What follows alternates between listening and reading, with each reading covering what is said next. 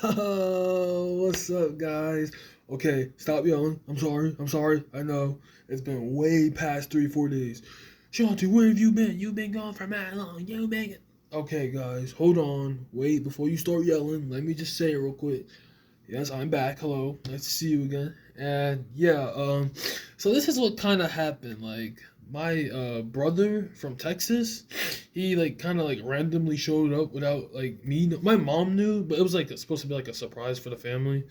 He showed up like about like 8, 9 days ago, out of nowhere. We were just I was just shocked, and so yeah, he was staying in the basement down here where I make the videos at. So I really couldn't even like make my video. I don't like doing it upstairs either because my room isn't like big enough to like the way my room is set up. It's like it's not like I can't really do the videos good in there, and it's like really dark in there too. It doesn't have this good lighting like you see in this video down here in the basement. So that's also why I don't make my videos upstairs, and I couldn't do it down here because he was here. So yeah, he was here for about like a week and 3 days. So that's why I wasn't able to make any videos. I know I should have just made like a post or something saying I can't make a video at the moment or something. But yeah, sorry about that. I'm sorry I unexpectedly just left like that for 9 days. But if that happens again, and I will post something on YouTube, like a little post, or I'll just let you guys know beforehand or something. Hopefully, I am aware of what's happening before it happens, because that caught me off guard. I was completely surprised because I haven't even seen my brother, by the way. That's just a little side thing. I haven't seen my brother in like years and years and years, so I was really happy to see him. And yeah, so yeah. But besides that, I'm back. Yes, hi, hello. And the topic of the video, as you can see by the way, the specs are on, so you guys already know what that means.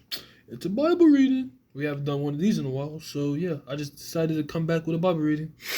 And the chapter we will be reading today is Jeremiah 29.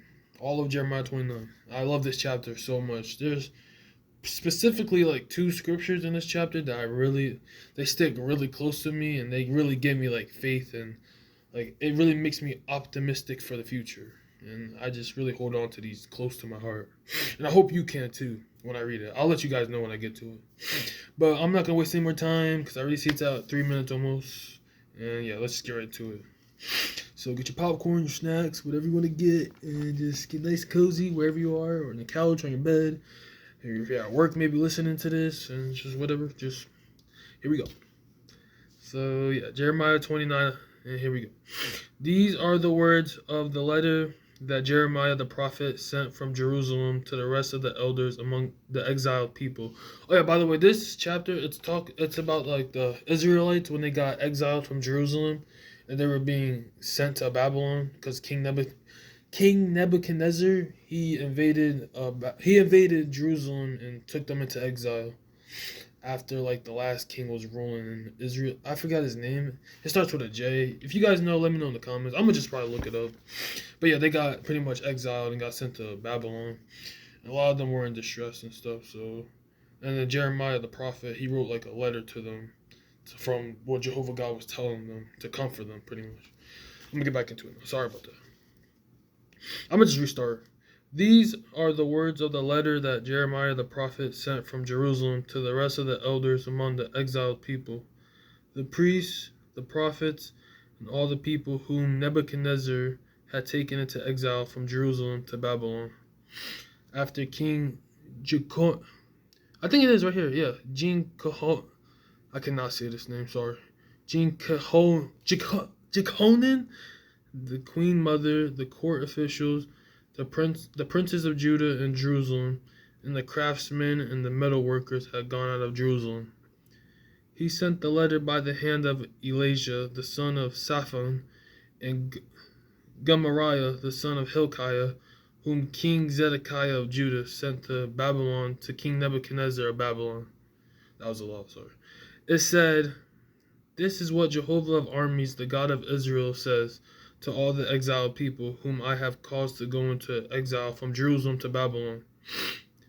Build houses and live in them, plant gardens and eat their fruit.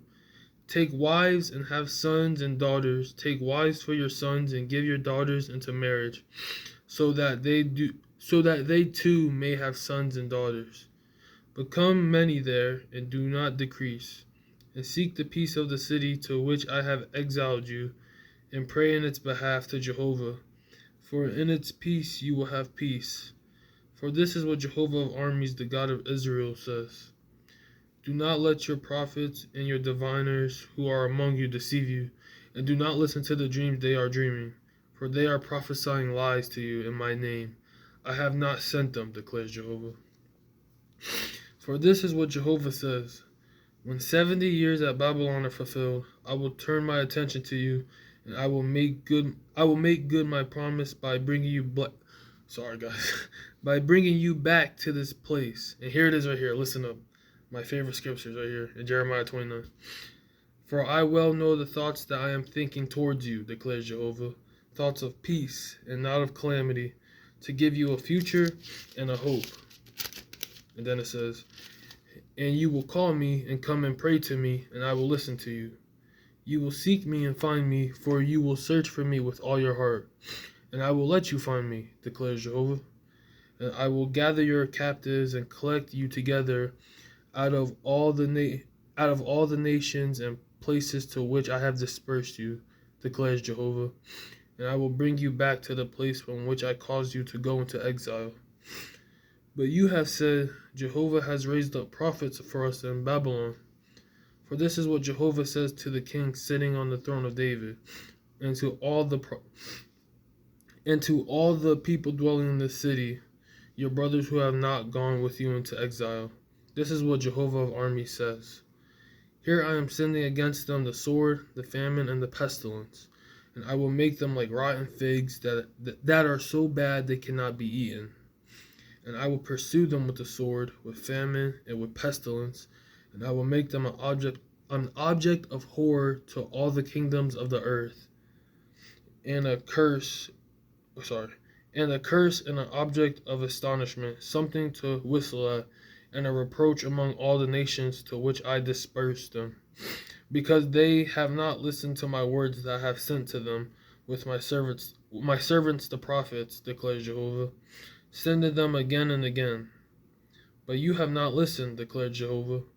Therefore hear the word of Jehovah, all you exiled people, whom I have sent away from Jerusalem to Babylon. This is what Jehovah of armies, the God of Israel, says concerning Ahab, the son of Koliah, sorry if I messed these names up, and concerning Zedekiah, the son of Messiah, who are prophesying lies to you in my name. Here I am giving them into the hand of King Nebuchadnezzar of Babylon, and he will strike them down before your eyes. And what happens to them will become a curse spoken by all the exiles of Judah and Babylon. May Jehovah make you like Zedekiah and like Ahab, whom the king of Babylon roasted in the fire. For they have acted disgracefully in Israel, committing adultery with the wives of their neighbors and speaking false words in my name, that I did not command them. I am the one who knows and am a witness, declares Jehovah. And to Shemaiah of Nehelma you will say, this is what Jehovah of armies, the God of Israel, says. Because you sent in your name letters to all the people who are in Jerusalem, to Zephaniah, son of Messiah, the priest, and to all the priests, saying, Jehovah has made you priests instead of Jehoiada, the priest, to become the overseer of the house of Jehovah, to be in charge of any madam who acts like a prophet, and to put him into the stocks and into the pillory. Why then have you not rebuked Jeremiah or Anathoth, who was acting as a prophet for you? Sorry, guys. For he even sent us at Babylon, saying, it will be a long time, build houses and live in them, plant gardens and eat their fruit. When Zephaniah the priest read this letter in the hearing of Jeremiah the prophet, the word of Jehovah came to Jeremiah, saying, send to all the exiled people, saying, this is what Jehovah says concerning Shemaiah of Nehelma. Because Shemaiah prophesies to you, though I did not send him, and he tried to make you trust in lies. Therefore, this is what Jehovah says. Here I am turning my attention to Shemaiah of Nehellam,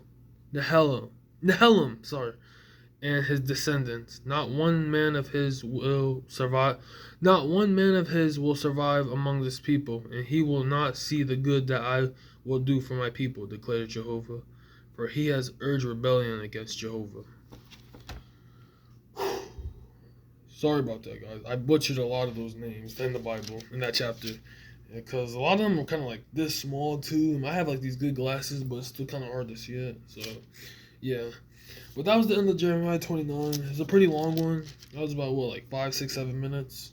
But yeah, the key points in that scripture that I like to take out, definitely, because those people, when they were being exiled from Jerusalem to Babylon, I'm absolutely positive they were in complete distress, and they felt like they were abandoned, forgotten about. They felt like no one was there to help them out in their struggle. But then, right here, Jeremiah 29:11, I'm going to just read it again. 11 through 13, I'm going to just read it again. It says right here, "For I well know the thoughts that I'm thinking towards you, declares Jehovah, thoughts of peace and not of calamity, to give you a future and a hope. And you will call me and come and pray to me, and I will listen to you. You will seek me and find me, for you will search for me with all your heart, declares Jehovah." 1 second, guys, sorry. So he's saying right there, when you, like in Jeremiah 13 right there, 12 and 13, when you pray to him and you're seeking him with all your heart, that means you're genuinely like seeking his presence out, and you're seeking to actually like get a general connection with him, a deep, firm, established connection with him. And he's telling you right here before that in Jeremiah 29:11, he knows the plans he has for you. And he can tell you those plans, and he's going to allow you to step into that life, into the plans that he has for you, if you like genuinely just want to actually have a good relationship with him and actually abide to the things that he's telling you to do, and just actually like listen to his voice. This is why it's important to have that discernment and to be able to hear his voice, and to also be still, like Psalms 46:10 says, to be still and know that he is God. Because if you're not being still, how will you be able to hear his voice and to hear like the things he has to say to you? When he's saying right here, he's saying like a lot of us don't even want to read our Bibles. Like, it's crazy to me. This is a little side note real quick, but like he's saying all these things, like he has plans to prosper us and he's gonna help us, and he's saying if he's for us, who could be against us? If you have the God of the heavens and the earth on your side, like to help you and prosper you, and that wants to genuinely like bless you and multiply you on the earth, just like how he did with Abraham. Like, and a lot of us just put the Bible to the side like it's just some random book. Like, that just blows my mind. Like, I can't believe we tend to do this a lot. And we just gotta, the whole point of that chapter is just to affirm you and to strengthen your faith, to remember that he has plans to prosper you, and he's going to help you if you're genuinely seeking his face. He will give you the advice, the wisdom, the courage, the strength, the motivation, all of it in like a bundle, guys. It's like his gift. It is his gift to you. And like, he's telling you all these things. He's gonna prosper you, help you to flourish and thrive, and to be a light in this dark world, and give you that strength to keep going, even through those distressing times, like how the Israelites, they were completely distressed, being kicked out of their homes and moving to a whole nother place that they don't even know. Like, imagine how like the people that grew up, like the Israelites that like they had like kids in Babylon, and they like after the 70 years they got sent back to Jerusalem. So the kids that grew up in Babylon were probably like so confused when they went back to Jerusalem, because they were going to a place that they didn't know, but like that their great-great-grandfather knew, or great-grandfather or grandmother or whatever. Like, it must have just been weird for them. I don't know. They might have been feeling distressed leaving there, like, because they were just used to being in Babylon, and like it was comfortable to them, but then they had to go back, and they probably were all distressed and sad. But I don't know. It was just something I was thinking about. But yeah, the moral of that whole chapter is saying, I already said it, like he has plans to prosper you, and he really generally does want to help you. Like, that's the key point right there in that whole little chapter that I take out of.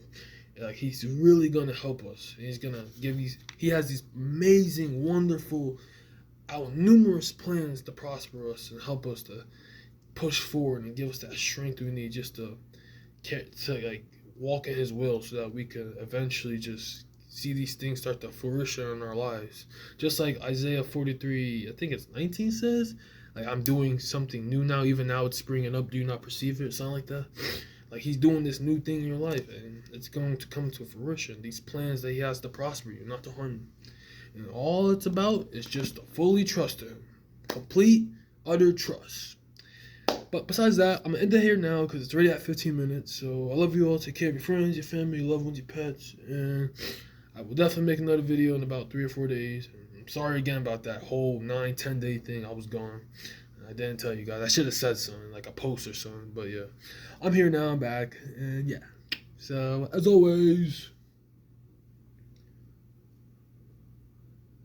less stress, stay blessed. Bye bye.